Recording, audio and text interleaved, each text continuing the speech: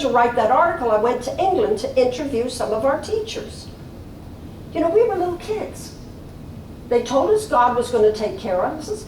Our parents made us memorize Psalm 91, which says that he shall give his angels charge over you to keep you in all your ways. God will give his angels charge over you. Remember that. That's going to come up again. He will give his angels charge over you to keep you in all your ways. So, okay, God was going to have his angels taking care of us. And we just knew that God was going to take care of us. But we were children. Our teachers were not children. So I went to England to interview the teachers, because now I'm grown up and I'm saying, do you know how many million people were executed in these camps? In horrendous ways? What were the teachers feeling? And I interviewed Miss Carr, who was the principal of our elementary school, and I said, Miss Carr, now that I'm grown up, I know it was a miracle. What were you feeling? What did you feel taking care of all these children away from their parents? She said, well, I would pray to God every night that when they set up the death, when they started shooting at people, and the trenches outside were all dug beyond the booby traps, the death pits, she said, I would pray every night that when they would line us up by the death pits and start shooting, that God would let me be one of the first to be shot. I said, Miss Carr, I had no idea. You never told us that. We did not know about those things, that the grown-ups in the camp knew what the Japanese were doing to innocent women and children and civilians out there. We had no idea of that. So we went on with our Girl Guides and Boy Scouts and Cub Scouts and doing these things. There were some famous people in this concentration camp. How many of you remember the movie Chariots of Fire? The movie about Eric Liddell, the man who won the gold medal in the 1924 Olympics and would not run on Sunday because of his religious faith. He became a missionary to China. He was in our concentration camp. We called him Uncle Eric. He was a hero. He was a hero. You'd never know he was a big deal, famous person around the world. He wore some kind of a shirt that his wife had made out of curtains or something. And he just set up all kinds of games and things for the kids to play. You didn't have much equipment. If it was broken, you took it to Uncle Eric and he would fix it. He'd set up races for the kids. He died in that concentration camp. Eric Liddell, an Olympic athlete, famous even today, was honored just a year ago when the Olympics were held in Beijing. Our teachers were heroes. You know who else was heroes? The Salvation Army missionaries. Bless my soul.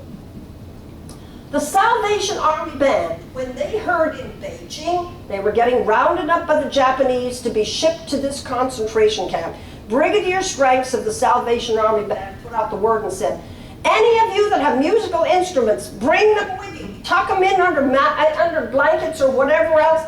We gotta have music in this place. Whatever, bring your musical instruments. And they formed the Salvation Army band. The Salvation Army band, listen to the spirit here. They said, we're going to win the war. And when we win the war, we will have to have a victory medley to serenade whoever wins. Well, who's that going to be? Well, nobody really knew who was going to win. Well, they said it could be America, it could be England, it could be China, it could be Russia. Okay. So the Salvation Army band put together the 4 national anthems of those countries, and then a few things like Rise Up, O Men of God, and Onward Christian Soldiers, and Happy Days Are Here Again, and began putting all these together, and every Tuesday night outside the Japanese commandant's office they practiced the victory medley for the day that we were going to be liberated from this concentration camp. Well, nobody seemed to think that we were going to ever get liberated from this camp. By the way, when I tell this story to school children, I say to the children, can you imagine being with your teachers day and night for 5.5 years? And the kids squeal and squeak and hide their eyes and hold ears and can't even imagine it. And then I say, and teachers, can you imagine having to be with your students day and night without a break for 5.5 years? And then the teachers are a little more polite in their response, but you can look at their faces and get this. Well, one of the problems was clothes. You know, how do you keep children clothed in the midst of a war?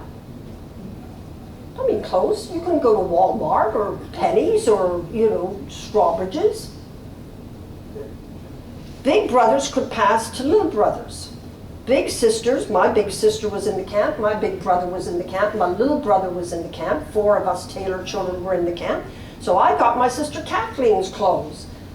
Johnny, the little one, got Jamie's clothes. Well, now when we were coming to the 3rd winter of the war, clothing the big brothers was a serious issue. How were they going to keep big brothers, the older boys, the teenage boys, warm? Well, nobody knew.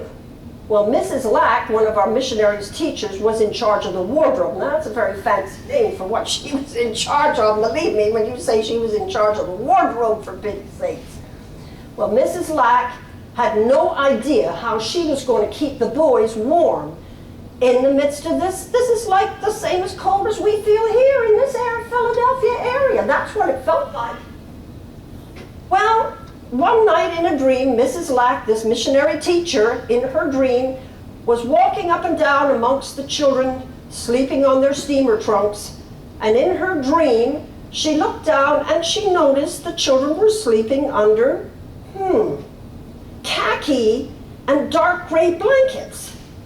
And when she awoke, she said, well, we can make trousers out of khaki and dark gray blankets.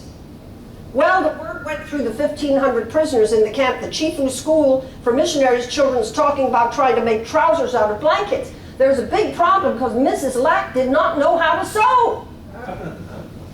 Well, people began to ridicule. They said to Mrs. Lack, you can't make trousers out of these blankets. These are not woven. This is Chinese felted wool. It isn't even woven wool. The first time you put a teenage boy in any pants that are made out of felted wool, his bottom's going to come out.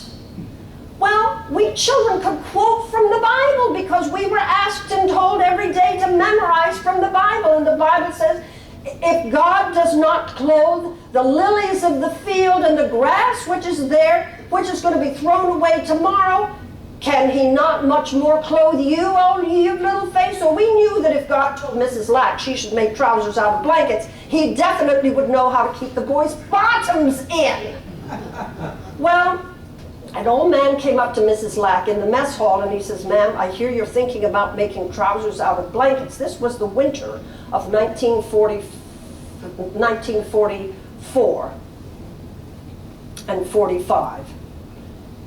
And she thought he was going to ridicule her. He says, well, I'm over 70 now, but I used to be a tailor. I will help you make the trousers out of blankets. So that winter, our big brothers wore hand-tailored khaki and dark gray trousers out of blankets. And when the last snows were melting in April, the first boy came up to Mrs. Lack and he said, ma'am, do you think I could wear my shorts now? And she said, well, don't you think it's a little bit cold yet to be wearing shorts in April? He says, ma'am, my bottom is beginning to break out. Well, God had kept the boys' bottoms in these trousers through that winter of the war. Well, people were getting increasingly discouraged as the war wound on. Food got poorer, clothing less. People were getting very, very discouraged. The teachers had given us a break from school that summer, in summer of 1945. I was lying on the steamer trunks about 9:30 in the morning. I was sick with dysentery. Sanitation was very poor in the camp. And I was lying down. I thought I heard an airplane. But I knew it couldn't be an airplane because airplanes did not come over this territory. But it got louder and louder, very loud. And I jumped up off my steamer trunks and looked out the window of the barracks, and here flying over the treetops was a B-24 bomber. You all know that was called the Liberator, right? The B-24 Liberator. Here flying over the treetops was this B-24 so low you could see the American star on the lower side of the plane. And as I was watching, from the belly of the plane, parachutes began dropping with people dangling from the parachutes. Well, it was instant cure for my diarrhea. I figured this had to be the liberators that had come, and I ran for the gates of the camp, and I figured out of 1,500 prisoners, I was going to be the first one at the gates to welcome these American gods that had dropped out of this plane. When I got to the gates of the camp, 1,499 people were there ahead of me, insane with hysterical joy, laughing, crying, dancing, hugging, cursing, waving up at this airplane that kept circling and dropping supplies down on the ground, pounding their fists on the ground. The people of the camp, the men of the camp, just pushed through the gates with guns aimed at them, right through the gates, out into the fields to welcome these 6 Americans and a Chinese interpreter that had dropped from this airplane. You remember I told you my mommy taught us, and he shall give his angels charge over you to keep you? The name of the airplane that dropped these American angels was the Armored Angel. The Armored Angel. Well, the men of the camp rushed out into the fields and picked up these Americans, these 6 American gods, and began carrying them in on a bogey platform of shoulders to the gates of the camp. And when they got to the gates of the camp, up on a mound by the gate, the Salvation Army band was playing the victory medley. And when they got to that part, oh say, does that star-spangled banner still wave, or the land of the free, and the home of the brave? And the young American major slithered down from the platform of shoulders where someone was carrying them to a standing salute. And a young American teenager in the Salvation Army band just crumpled to the ground and began to weep because he knew what we all knew: we were free. Those Americans took charge over from the Japanese. We didn't know it, but the Japanese did know that the war was over, that the emperor had capitulated a few days before. We did not know that. And the Americans took over from the camp, these 6 Americans and 1 Chinese interpreter with them. We fell in love with those men. They were gorgeous, sun-bronzed American men with meat on their bones. Oh, bless my soul, we children followed. I was 12 years old the day they liberated us from that camp, 12 years old. We followed them every place. We wanted pieces of their hair for souvenirs. We wanted their autographs. We wanted their insignia. I know you know that we little kids didn't get the insignia. People like my big sister who was a teenager, they got the insignias. You know, guys, you know, little kids didn't get the good stuff. We got stuff like buttons, pieces of parachute, things of that kind. We followed them every place. I remember right outside the Japanese commandant's office, because guess who took over the Japanese commandant's office? Major Steiger and his team. The Americans would gather out there, and we little children would gather around them, beg them to tell us about America. What is America like? Sing us the songs of America. You know what they taught us? You are my sunshine, my only sunshine.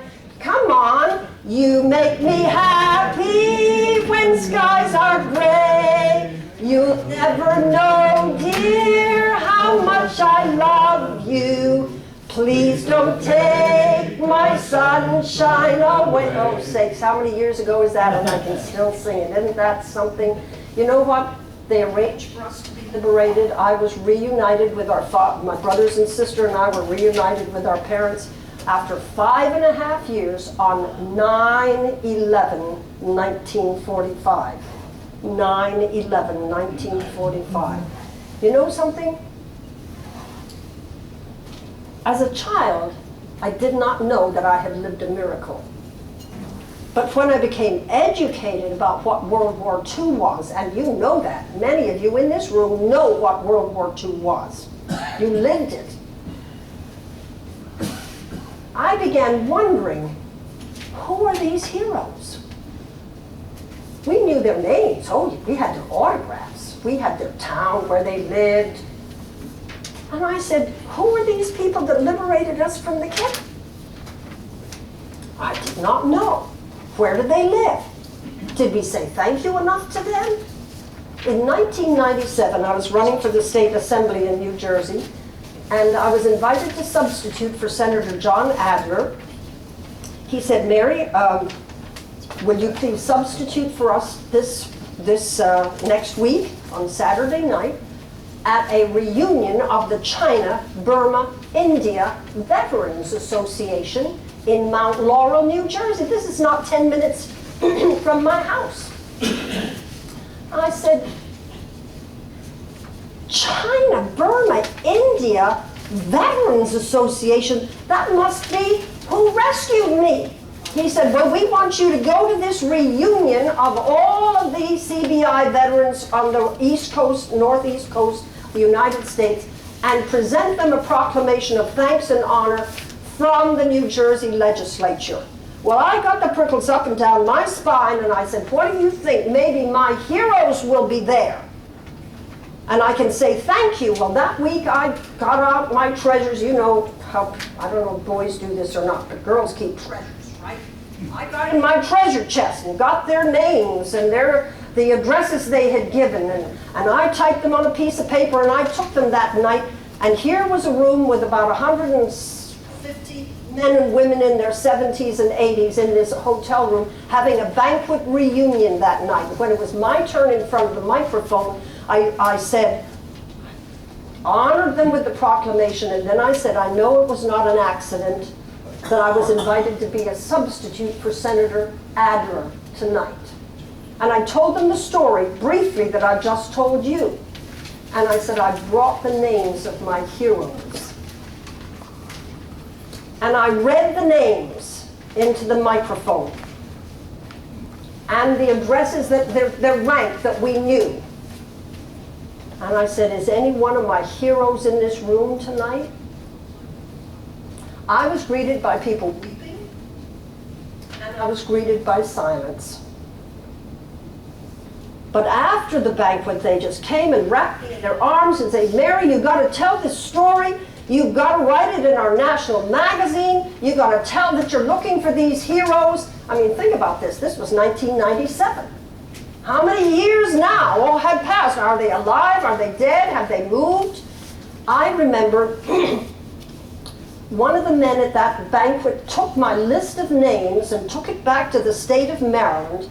And a few days later, here comes a big fat brown envelope to me in the mail with hundreds of names. He had done some kind of internet search of everybody's name in the United States, name, address, and phone number that matched my heroes.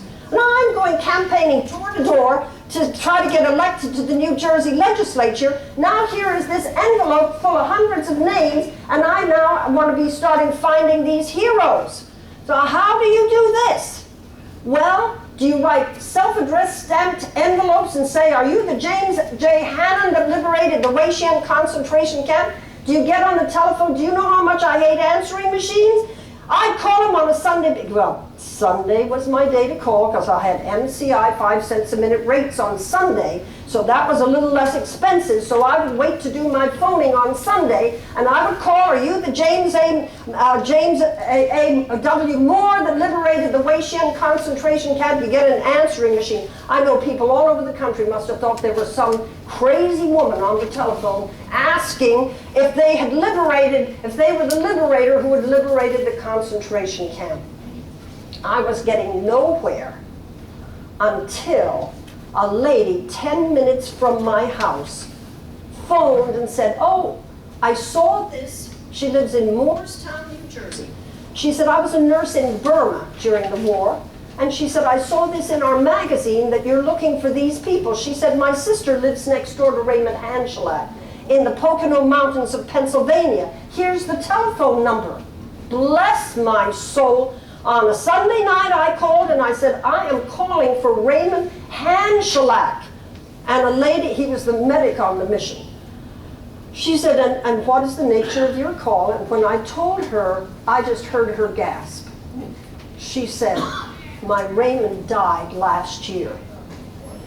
She had no idea. She never knew that she was married to a hero. She had married him after the war. She had no idea. Here is this lady begging me for any detail I could tell her about her hero husband.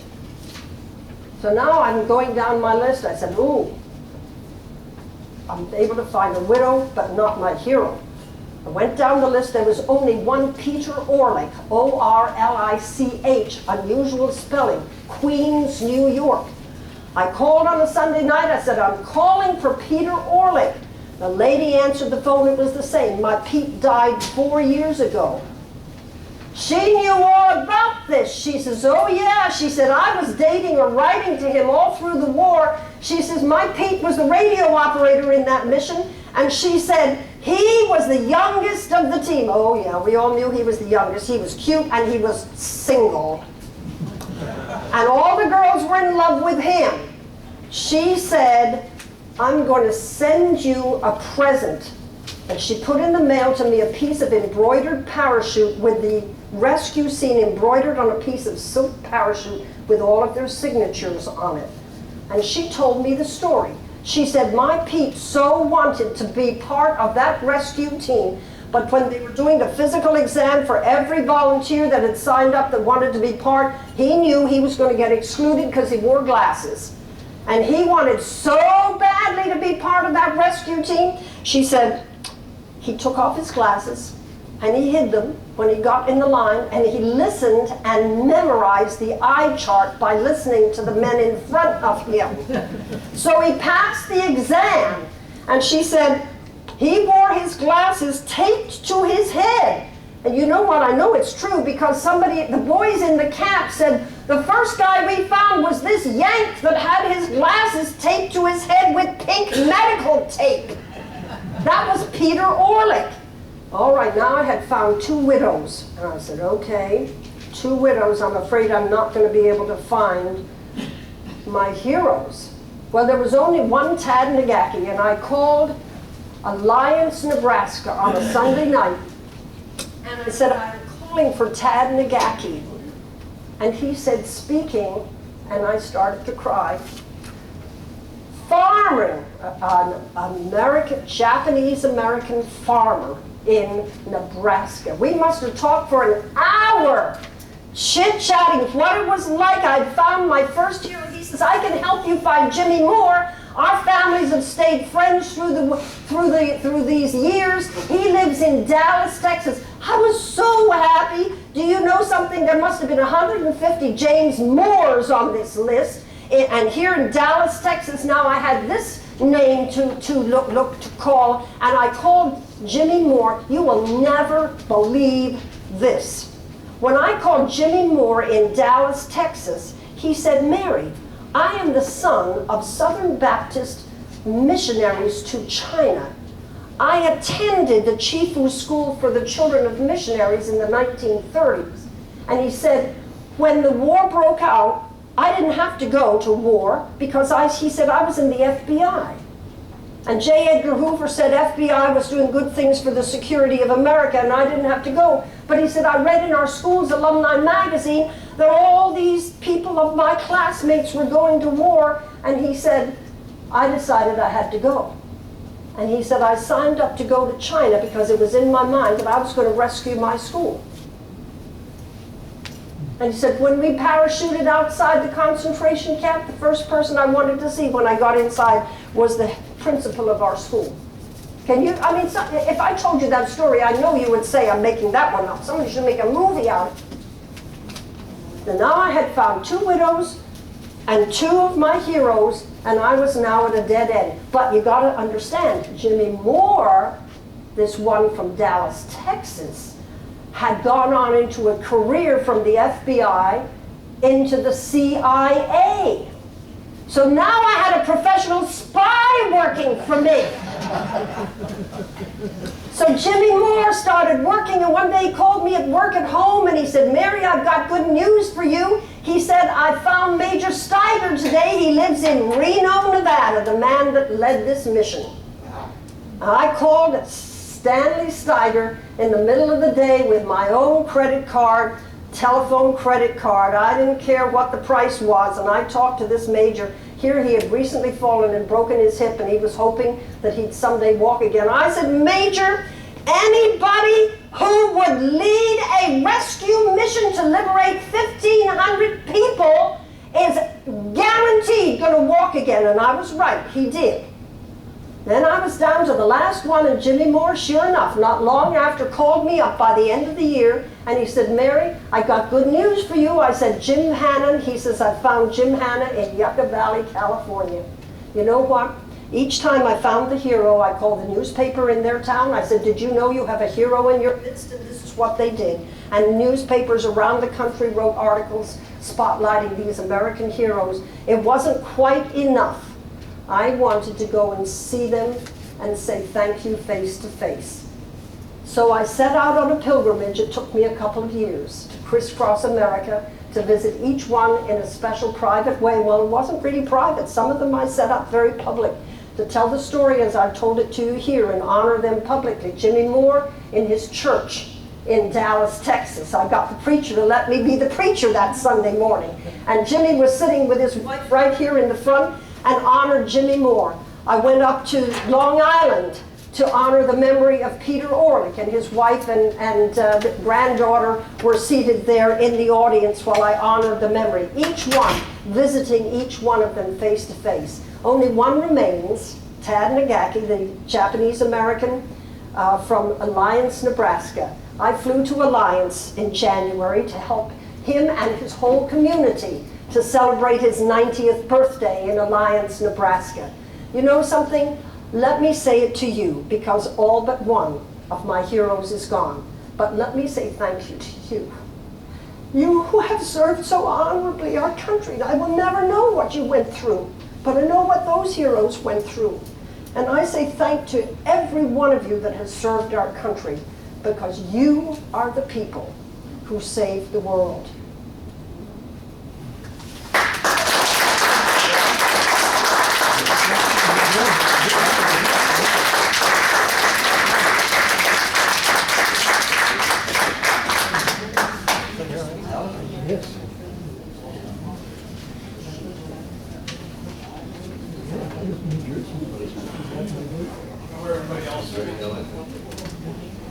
What an inspiring story.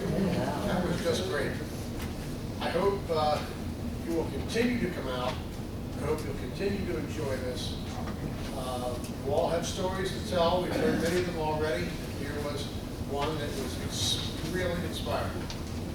I can't say any more because I don't have any more information about, yes sir? Can we ask a question? Absolutely. You said you saw the Americans parachute 6 of them. Now, what happened to Japanese guards? The Japanese apparently knew that the war was over. We did not. What did they do? Just leave them? They were still, the Japanese guards were, they knew the war was over, and they let the prisoners run out to welcome these Americans.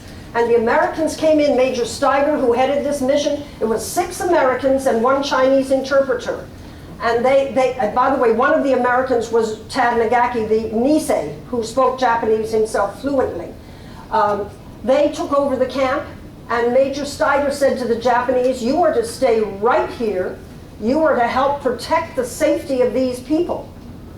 So the Japanese knew that the Americans were now in charge. And by the way, the Americans told them that their mission there was a humanitarian mission to rescue and to protect the safety of these prisoners. Those of you that know your Chinese history know that the communists in China were fighting with the nationalists at the same time that the World War was going on, and they were blowing up railroad lines and everything right